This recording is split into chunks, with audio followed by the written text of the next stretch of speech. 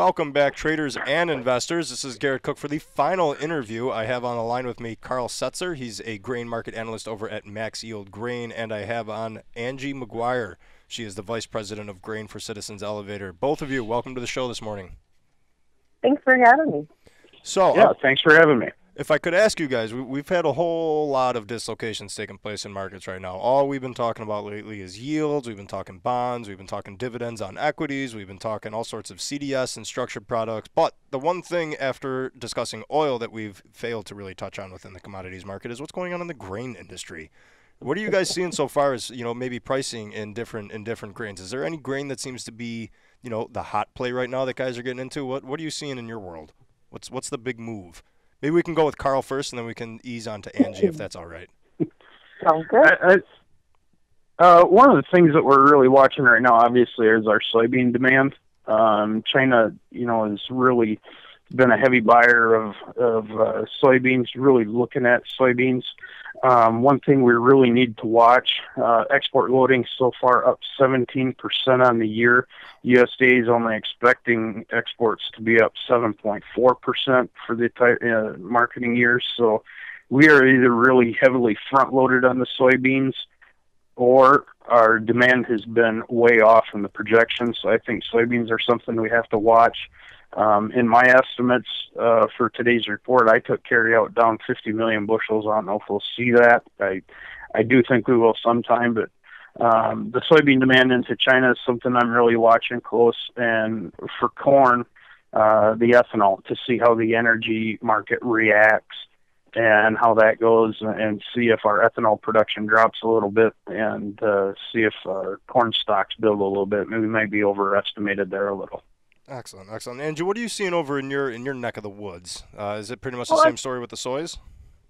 Yeah, basically the same thing. I mean, what we've really seen lately, the last time we were on together about a month ago, you saw corn trading approximately 15 cents higher. Beans were probably trading 75 cents higher, and wheat was up at least 75 cents from where it is now. So, when we discussed it a month ago, like I said, we were really looking at how resilient the grain markets have been in the face of the other commodities. And what we saw soon after, I think actually the day that we were on the show, we saw a pretty large sell-off in all of the commodities, and have seen things kind of taken back.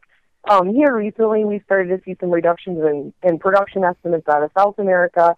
And then the thought process, like what Karl said, where we may be underestimating our demand outlook in a certain way. Crush has been huge, converting soybeans into meal, and oil has been a pretty big business here recently, and exports have been real strong, even in the face of the higher dollar. So I think the one thing that we're watching in grains is that, typically if you see crude collapse the way it did, or see copper or anything of that nature, from the outside basket look, you would see the markets fall off a lot harder than they have. So now that we're starting to see a bit of a recovery, perhaps we've seen enough outside economic injection into some of these countries that have been struggling, perhaps now we'll regain and start to pay attention to what we're looking at overall. And in reality, we're one production hiccup away from being tight overall in stocks again, and vice versa. I mean, good solid production here will change things as well.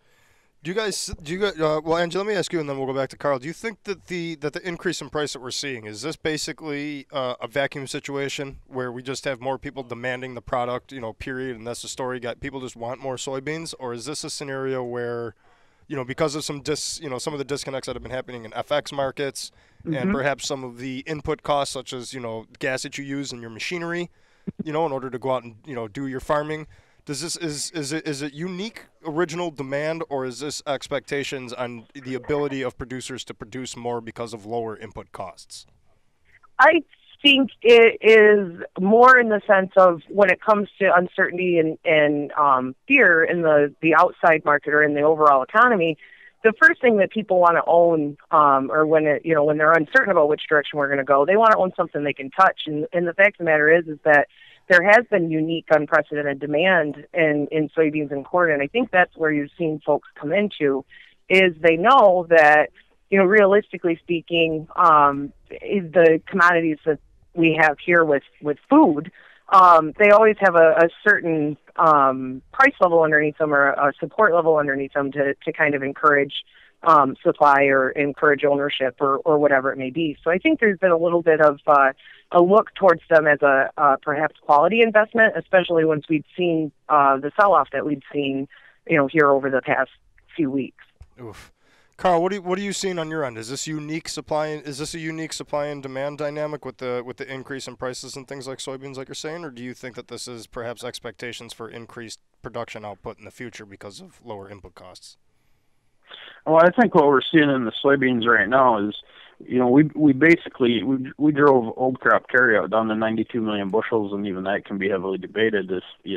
But that's where the USDA came out at. The crush line was empty. There were no soybeans to be found. We were importing a large amount of soybeans and meal, and we're trying to refill that supply line. So even with our carryout projected, January at 410 million bushels for the U.S., which is a huge number, we're still trying to fill that supply line back up from last year. It's a combination of several things that have given soybeans their support, not just one factor. But if you add in the supply line needing to be replenished, the demand we've seen on meal and oil, China consistently buying soybeans, even though we've seen cancellations, they turn around, they buy them back in. Everything's not all rosy down in South America. We're starting to see not a huge lineup of vessels, but some logistic issues on waterways that are able to get the barges to ports and everything else. You add all these together, and plus, some slippage in the financial markets, and it's like Angie said, these investors want to invest. They don't care what it is. They look at what is the most undervalued or where the most potential is. And after the sell-off we had in soybeans and corn, they came in there and they've been wanting to own that physical product because they're a little bit concerned. And I also think this is why we've seen this rebounding crude. We look at our energy numbers are all up, but yet crude's rallied $7 in the past week here. That's spec buying. The investors coming in. They want to own that crude oil. They want to own a physical product. And I think that has given us our support more than, input, weather, planning conditions, anything like that. Now, you had mentioned we'll go with Karl again here and then back to Angie. You had mentioned the United States Department of Agriculture, and I noticed that they did have a press release out yesterday, or was it the 9th? The 9th, yeah, yesterday. And they were talking about a slower snowpack development for much of the West. How has this weather been impacting pricing? Because it looks like there's still drought situations out west and perhaps down south. And it seems like with most of the concentration of the snow and whatnot in the Northeast and everything that's been going on, how are drought conditions and the actual agricultural growing conditions for the U.S.? How are they looking out west and down south? Karl, well, if you're gonna have a drought in the United States, the winter is the best time to have it because you're not growing a crop per se. We've got the winter wheat we got to look at there a little bit, but the wheat crop, and we've seen a little bit there, but the huge stocks of wheat are holding that back, and Angie's the wheat expert. I'm not. But looking at weather right now, we do have the forecast that, we might be a little dry going into the spring. As we get through the January report here, February report comes out here today, and then we get through the Ag Forum next week, we will start paying more attention to springtime weather. A dry spring tends to be heavily favorable to corn production. Once the corn planters keep going, guys, we'll keep planting. Right now, I'm putting the drought, quote, drought on the back burner, especially because we also have forecasts that are calling for an El Nino to develop late spring, maybe into early summer.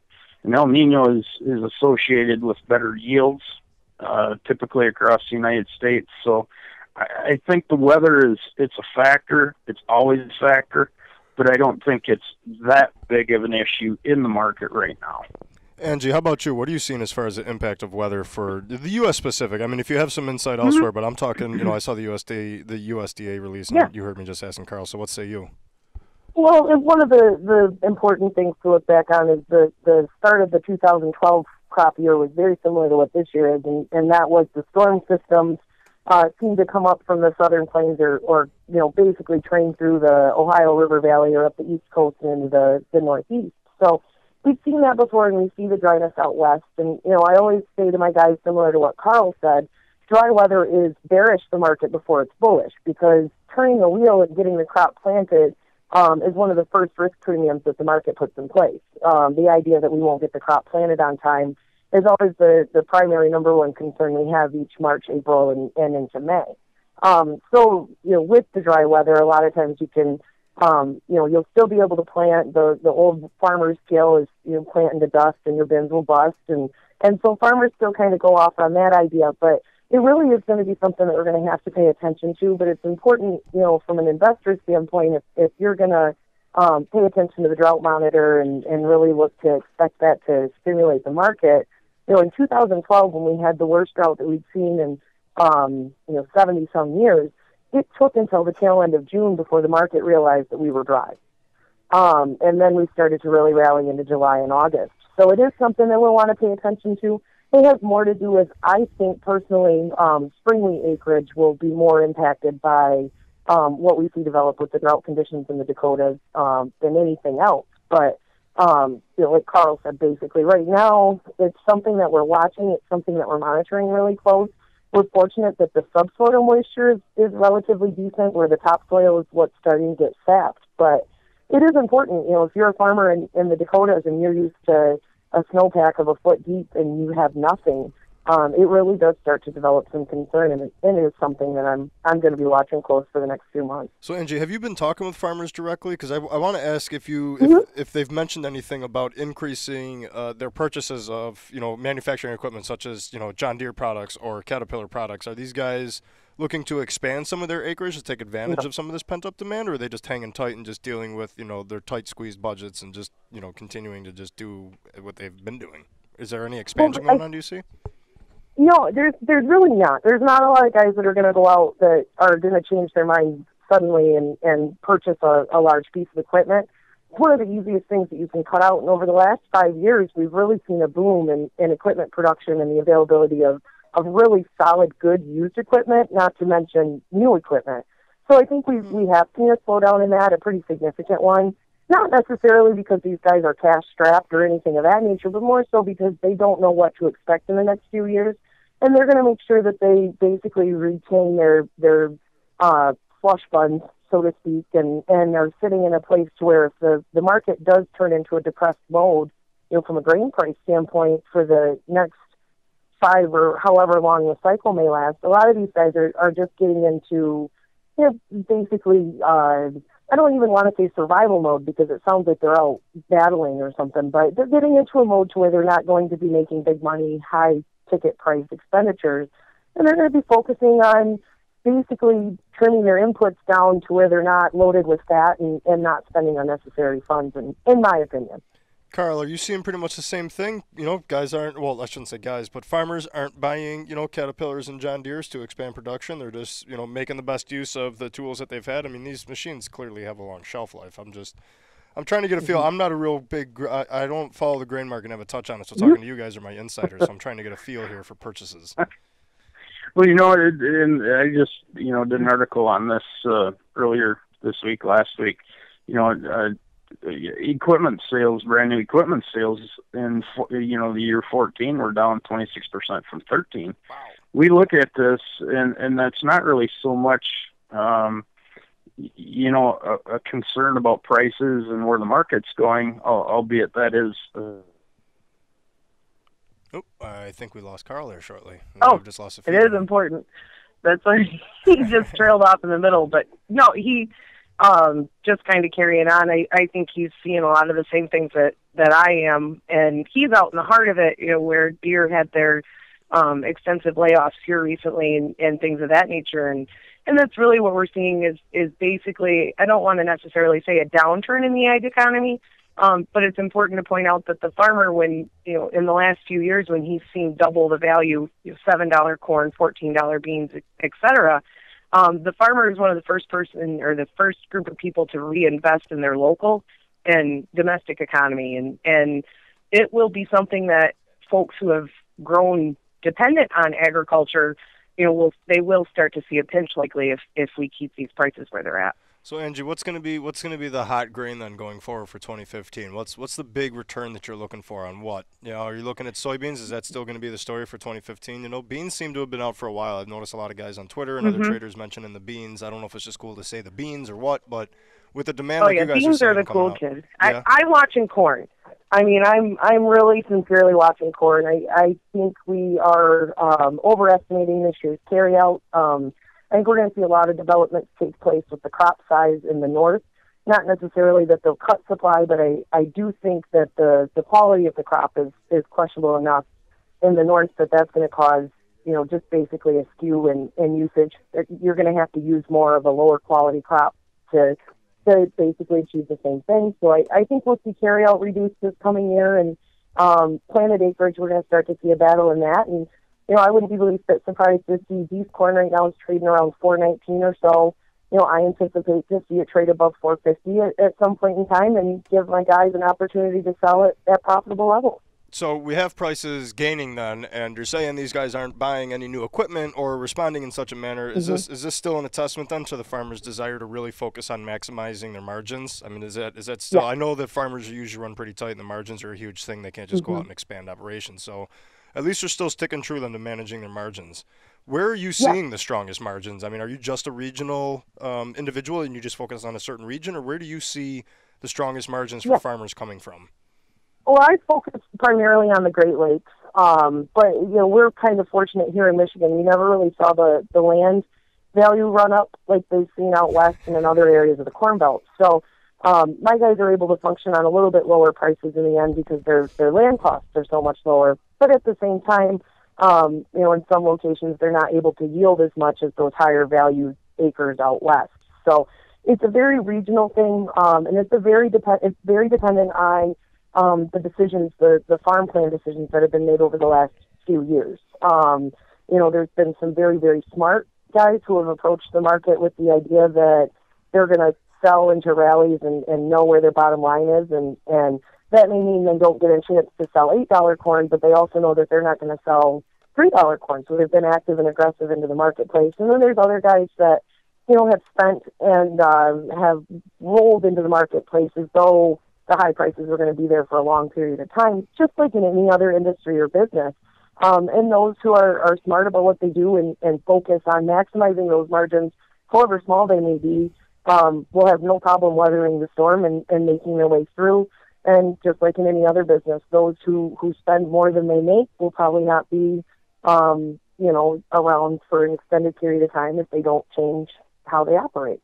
Fantastic. Well, Angie, thank you. I appreciate you sharing your color with me today. I will. I'm actually going to let you guys go. We'll wrap up the show. You can go do your Tuesday grain monitoring, and we'll see how the day goes out. So, ladies and gentlemen, that was just Angie Maguire. You heard with me. She is the Vice President of Grain for Citizens, Elevator. And previously, before he got cut off, was Karl Setzer, a Grain Market Analyst at MaxYield Grain. So, Karl, if you're listening, thank you for your commentary. I greatly appreciate it. And Angie, it's always a pleasure having you on. Thank you very much.